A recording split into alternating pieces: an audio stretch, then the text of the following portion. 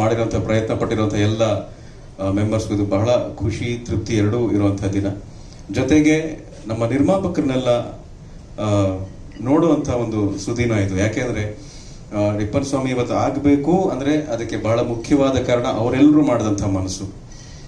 ಒಂದು ಸಣ್ಣ ಹಿನ್ನೆಲೆ ಏನಪ್ಪ ಅಂತ ಹೇಳಿದ್ರೆ, ಒಂದಷ್ಟು ಜನಕ್ಕೆ ಗೊತ್ತಿರುತ್ತೆ, ರಿಪ್ಪನ್ ಸ್ವಾಮಿ ಆಗೋದಕ್ಕೂ ಮುಂಚೆ ನಿರ್ದೇಶಕರು ಕಿಶೋರ್ ಮೂಡುಬಿದ್ರಿ ಸರ್ ಎಷ್ಟು ಸುತ್ತಿದ್ದಾರೆ ಅಂತ ಹೇಳಿದ್ರೇ ತಪ್ಪಾಗೋದಿಲ್ಲ.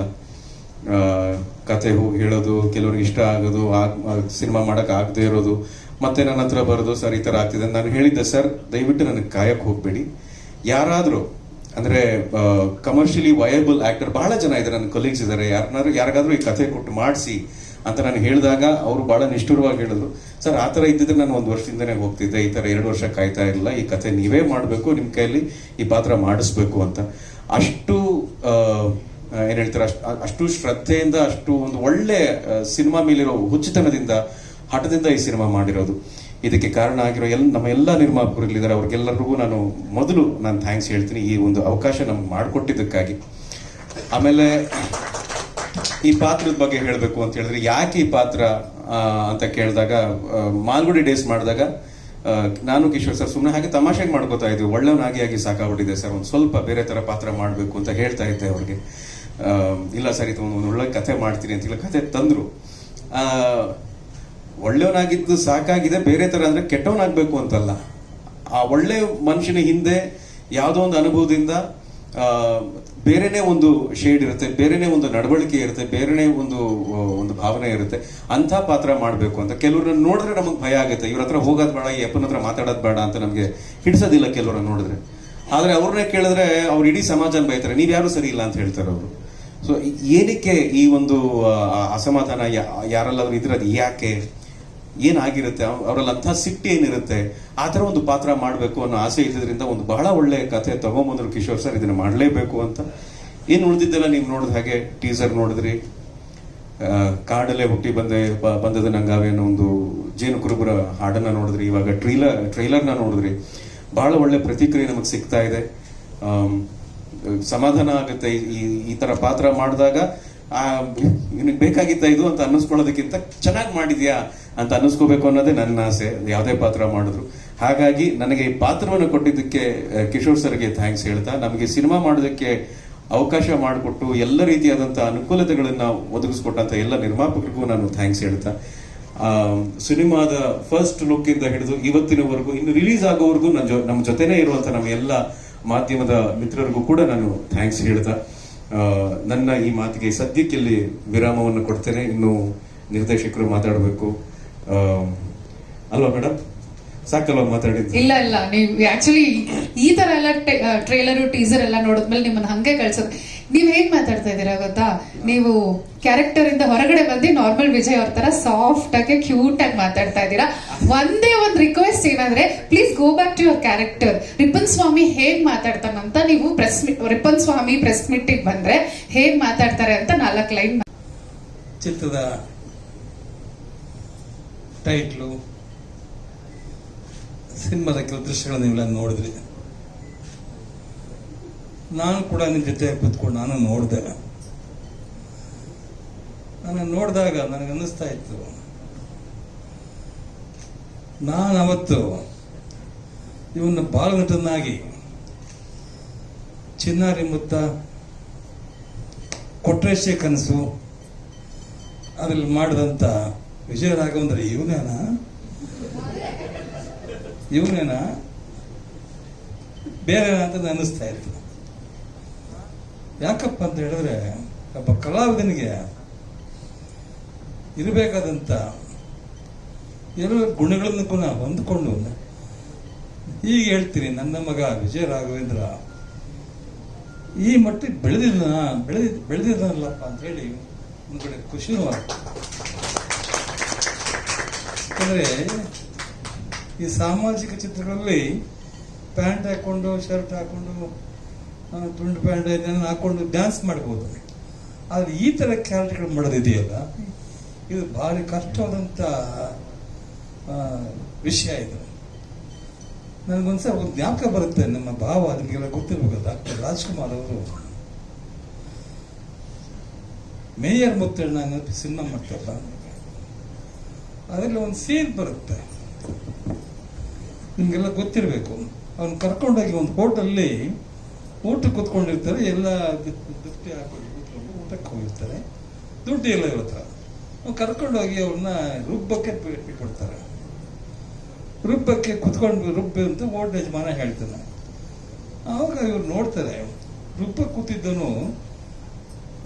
ಕೂತಿದ್ದಂಥ ವ್ಯಕ್ತಿ ಅವನ ಬಟ್ಟೆ, ಅವನ ಕಾಸ್ಟ್ಯೂಮ್ಸ್ ಎಲ್ಲ ನೋಡಿ ನಮ್ಮನ್ನು ನೋಡಿದ್ರೆ ನಮ್ಗೆ ವಾಂತಿ ಬರೋಕ್ಕಾಗ್ತಾ ಇದೆ.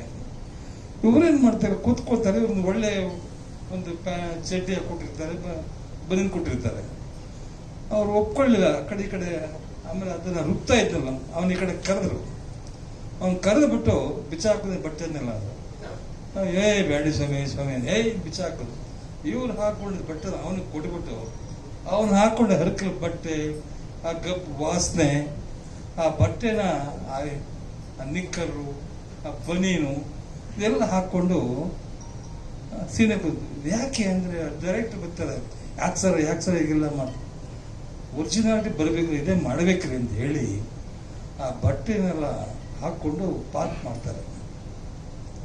ಅವಾಗ ಅನ್ಕೊಂಡ್ರೆ ನಿಜಾಯಿದ ಕಲಾವಿದರಿಗೆ ಬೇಕಾದಂಥ ಇದು ಈಗಿನ ಕಾಲ ನೋಡ್ತಾ ಇದಾರೆ. ಹೋಟ್ಲ್ ಸರ್ವರ್ ಮಾಡ್ತಿರ್ತಾನೆ, ಅವನ ಕೈ 5 ಉಂಗ್ರ 10 ಉಂಗ್ರ ಇರ್ತದೆ, ಇಲ್ಲ ಡ್ರೆಸ್ ಮಾಡ್ಕೊಂಡು ಪಾಠ ಮಾಡ್ತಿರ್ತಾನೆ. ಅವನ ಸರ್ವರ್ ಆಗಿ ಸರ್ವೆಂಟ್ ಆಗಿ ಕೆಲಸ ಮಾಡ್ತಿರ್ತಾನೆ. ಅದು ರಾಜ್ಕುಮಾರ್ ಮಾಡಲಿಲ್ಲ ಅವತ್ತು. ಅದಕ್ಕೆ ಅದಾದ್ಮೇಲೆ ನನಗೆ ಸಿನಿಮಾ ನೋಡಿದಾಗ ಏನೇ ಬಡಿ ಮಗ, ಅವನು ಯಾರು ನನ್ನ ಮಗನೇನೆ ವಿಜಯ ರಾಘವೇಂದ್ರನೇ ಏನೇ ಇದು. ಯಾಕಂದ್ರೆ ನನ್ನ ಮಗ ವಿಜಯ ರಾಘವೇಂದ್ರ ಬೇರೆ ವಿಷಯ.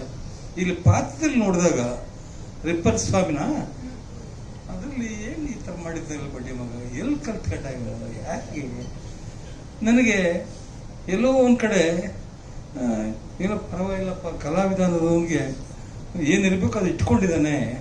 ಇದಕ್ಕೆ ಕಾರಣ ಯಾರು? ನಿರ್ದೇಶಕರು, ಕಿಶೋರ್ ನಿರ್ದೇಶಕರು. ಅವರು ನಿಜವಾಗಿ ಕೂಡ ಫಸ್ಟ್ ನಾವು ಥ್ಯಾಂಕ್ಸ್ ಹೇಳಬೇಕು, ಕಿಶೋರ್ ಅವ್ರಿಗೆ ಥ್ಯಾಂಕ್ಸ್ ಹೇಳಬೇಕು. ಜೊತೆಗೆ ಚಿತ್ರಕ್ಕೆ ಕೈ ಜೋಡಿಸೋದಿಲ್ಲ ನಿರ್ಮಾಪಕರು, ಅವ್ರಿಗೆ ಥ್ಯಾಂಕ್ಸ್ ಹೇಳಬೇಕು ನಾವು. ಯಾಕೆ ನಿರ್ಮಾಪಕ ಇಲ್ಲ ಅಂದ್ರೆ ಡೈರೆಕ್ಟರ್ ಇಲ್ಲ. ಈ ಸಿನಿಮಾದ ಪ್ಲಸ್ ಪಾಯಿಂಟ್ ಏನಂದ್ರೆ ಯಾರು ಹೀರೋ ಆಗಿ ಕಾಣಲಿಲ್ಲ, ರಾಘವೇಂದ್ರ ಕೂಡ ಪಾತ್ರ ಆಗಿದ್ದಾರೆ. ಇದು ವ್ಯಕ್ತಿ ಕೇಂದ್ರಿತ ಸಿನಿಮಾ ಅಲ್ಲ, ವಸ್ತು ಕೇಂದ್ರಿತ ಸಿನಿಮಾ. ನಿಮಗೆ ಕ್ರೈಮ್ ಕೂಡ ಒಂದು ದೊಡ್ಡ ಮಾತಿದೆ, ಎಲ್ಲರ ಒಳಗಡೆ ಒಂದು ಕ್ರೈಮ್ ಇದೆ, ಎಲ್ಲರ ಒಳಗಡೆ ಸೀತೆ ಇದ್ದಾಳೆ, ಎಲ್ಲರೊಳಗೆ ರಾಮ ಇದ್ದಾನೆ, ಎಲ್ಲರೊಳಗೆ ರಾವಣ ಇದ್ದಾನೆ. ಆಯಾ ಹೊತ್ತಿಗೆ ಅದು ಹೊರಗೆ ಬರುತ್ತೆ, ಸತ್ಯ ಸುಳ್ಳು ಇಲ್ಲ ಅನ್ನೋ ಹಾಗೆ. ಇಲ್ಲಿ ನನಗೆ ವಿಜಯ ರಾಘವೇಂದ್ರ ಈಗ ನೋಡಿದ್ನಲ್ಲ, ತಿರುಗಿದಾಗ ಅವರ ಮುಖ ಶೇಕ್ ಆಗ್ತಾ ಇತ್ತು, ಕಣ್ಣಲ್ಲಿ ಪ್ರಭೆ ಕಾಣ್ತಾ ಇತ್ತು. ಇದು ಇನ್ವಾಲ್ವ್ಮೆಂಟ್. ಪ್ರತಿ ಶಾರ್ಟಲ್ಲಿ ನಾನು ವಿಜಯ ರಾಘವೇಂದ್ರನ ಜೊತೆ ಸುಮಾರು ಸೀನ್ಗಳನ್ನು ಆಕ್ಟ್ ಮಾಡಿದ್ದೀನಿ. ಪ್ರತಿ ಶಾರ್ಟಲ್ಲಿ ಕೂಡ ವಿಜಯ ರಾಘವೇಂದ್ರನ ಒಂದು ಎನರ್ಜಿ ಪಾಸ್ ಆಗ್ತಾ ಇತ್ತು. ಅದಕ್ಕೆ ನಟನೆ ಅನ್ನೋದು ಅಂತರಂಗದ ವ್ಯಾಪಾರ ಅಂತ ಕರೆಯೋದು. ಬಹಿರಂಗದಲ್ಲಿ ಪರಿಣಾಮಗಳು ಮಾತ್ರ ಕಾಣುತ್ತೆ. ಈ ಪರಿಣಾಮ ತುಂಬಾ ಚೆನ್ನಾಗಿ ಕಂಡಿದೆ ಈ ಸಿನಿಮಾದಲ್ಲಿ. ಕಿಶೋರ್ ಬಗ್ಗೆ ಹೇಳೋದಾದ್ರೆ, ಕಿಶೋರ್ ನಾನು ಸೀರಿಯಲ್ ಆಕ್ಟ್ ಮಾಡುವಾಗ ಅಸೋಸಿಯೇಟ್ ಡೈರೆಕ್ಟರ್ ಆಗಿದ್ರು. ನಾನು ಸೌತ್ ಕೆನರಾಕ್ಕೆ ಹೋಗ್ತೀನಿ ಸರ್, ಸಾಕಾಯ್ತು ಬೆಂಗಳೂರು ಅಂತ. ನಾನು ಬೈದೆ, ಸೌತ್ ಕೆನರಾಕ್ಕೆ ಹೋಗಿ ಏನು ಮಾಡ್ತೀರಾ, ತುಳು ಸಿನಿಮಾ ಮಾಡ್ತೀರಾ ಅಂತ ಕೇಳಿದೆ. ಮಾಡಬೇಡಿ ಅಂತ ಹೇಳಿದೆ. ಕೊನೆಗೆ ಎಷ್ಟೋ ವರ್ಷಗಳ ಬಳಿಕ ಒಂದು ದಿವಸ ಫೋನ್ ಮಾಡಿ, ನಾನು ಸಿನಿಮಾ ಮಾಡ್ತಾ ಇದ್ದೀನಿ ಬನ್ನಿ ಅಂದರು. ಕಿಶೋರ್ ನನ್ನ ಆತ್ಮೀಯ ಗೆಳೆಯ, ಬರ್ತೀನಿ ಅಂದೆ. ನನ್ನ ಪಾತ್ರದ ಬಗ್ಗೆ ದೇಜಣ್ಣ ಅಂತ ಒಂದು ಪಾತ್ರ, ಕಾನ್ಸ್ಟೇಬಲ್ ಪಾತ್ರ, ಭಾರಿ ಸಾತ್ವಿಕ, ಹಳೇ ಒಂಥರ ಈ 150 ವರ್ಷ ಆದ ಪೊಲೀಸ್ ಸ್ಟೇಷನಲ್ಲಿ ಒಬ್ಬ ಪೊಲೀಸ್ ಇರ್ತಾನೆ ನೋಡಿ, ಹಳೇ ಪೊಲೀಸ್ ಅಂತ ಒಬ್ಬ ಕಾನ್ಸ್ಟೇಬಲ್. ಅವ ಊರಿನ ಬಗ್ಗೆ ಎಲ್ಲ ತಿಳ್ಕೊಂಡಿದ್ದಾನೆ. ಕೋಪ ಬರುತ್ತೆ, ಸಿಟ್ಟು ಬರುತ್ತೆ, ಎಲ್ಲ ಭಾವನೆಗಳು ಇದೆ. ನನಗೆ ಬಹಳ ಇಷ್ಟ ಆಗಿತ್ತು ಅಂದರೆ ಈ ಸಿನಿಮಾದ ಮ್ಯೂಸಿಕ್ ಆಲ್ಸೋ. ತುಂಬ ಅದ್ಭುತವಾದ ಸಂಗೀತ ಮಾಡಿದ್ದಾನೆ ಮಲಯಾಳಿ ಅಂದರೆ ನಾನು ಬೇರೆ ಅರ್ಥದಲ್ಲಿ ಹೇಳ್ತಾ ಇಲ್ಲ, ಪ್ರೀತಿಯಿಂದ ಹೇಳ್ತಾ ಇರೋದು. ಈಗ ನಮ್ಮ ಹೀರೋಯಿನ್ ಹೇಳಿದ್ರು ನಿಮ್ಮ ಸಪೋರ್ಟ್ ಬೇಕು ಅಂತ. ಖಂಡಿತ ಬೇಕು ಸರ್.